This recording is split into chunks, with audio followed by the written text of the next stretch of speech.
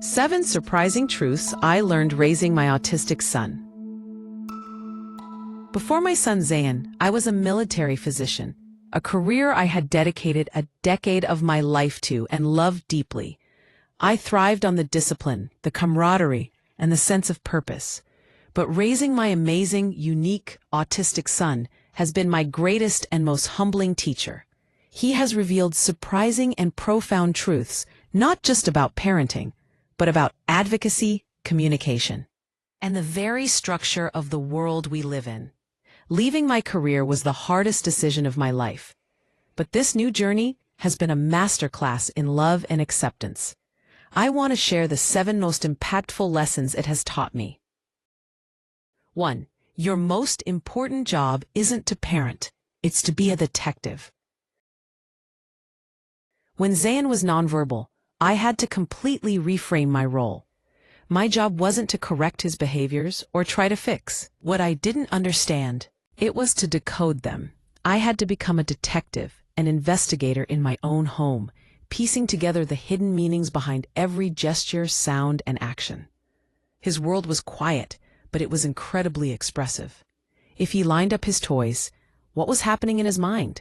If he suddenly cried out, what was the source of his discomfort?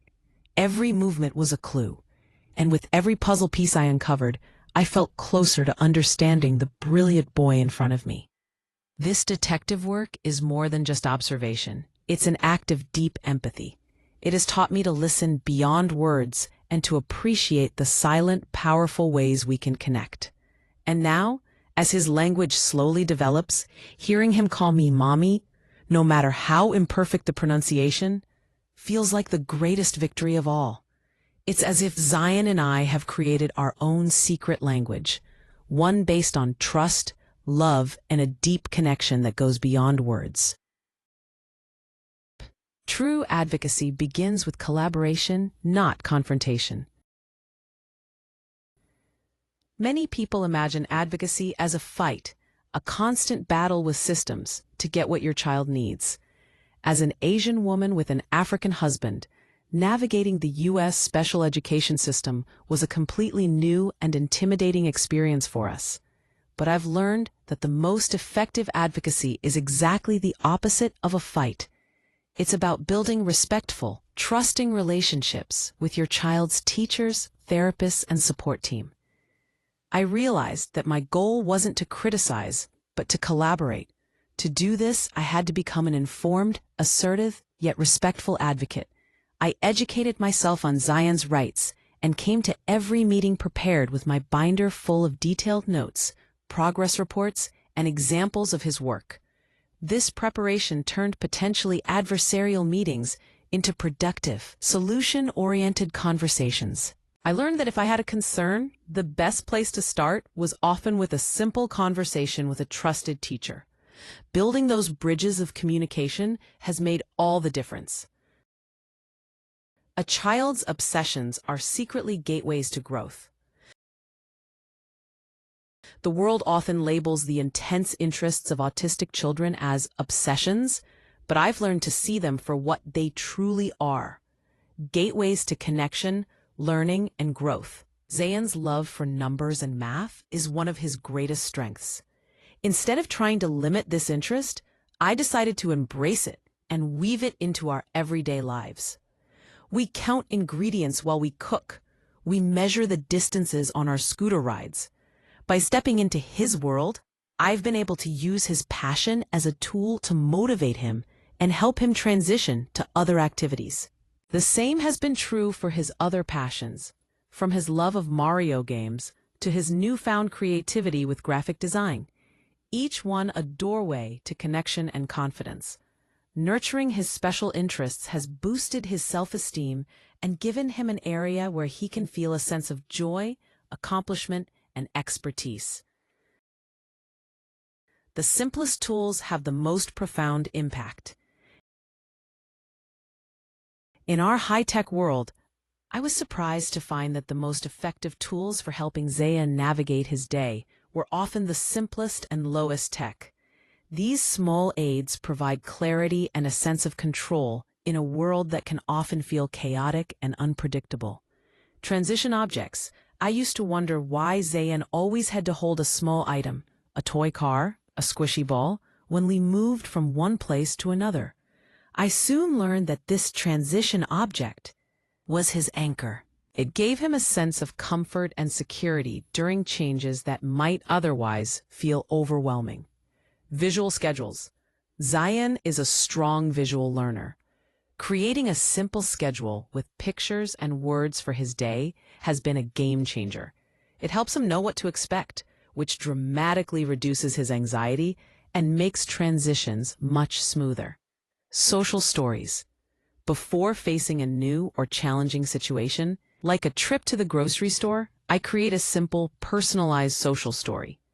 This short narrative, filled with pictures, explains what will happen and what is expected of him. Reading it beforehand helps him feel calmer and more focused when the time comes. 5.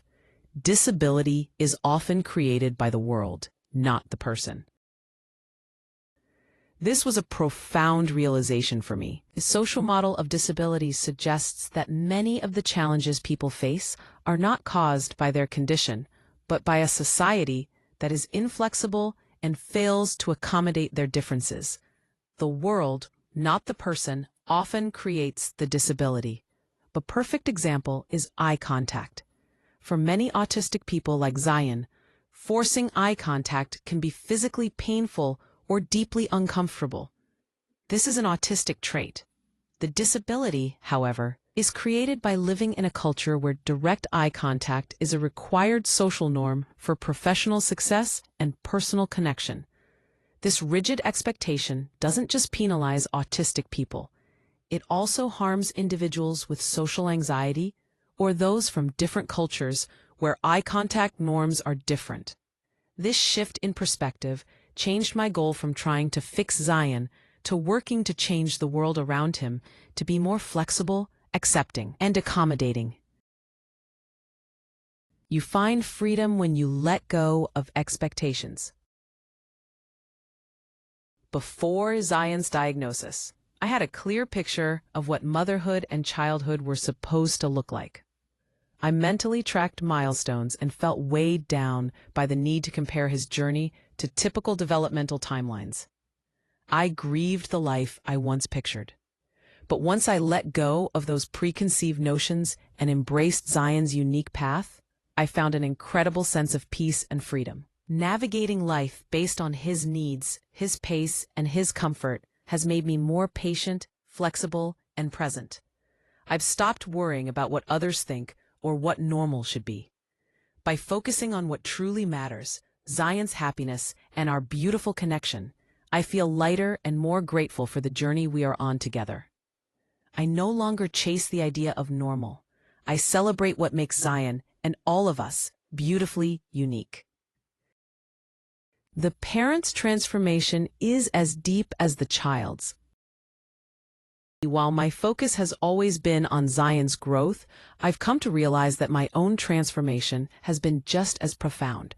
Raising him has reshaped me in ways I never could have anticipated, unlocking strengths I didn't know I possessed.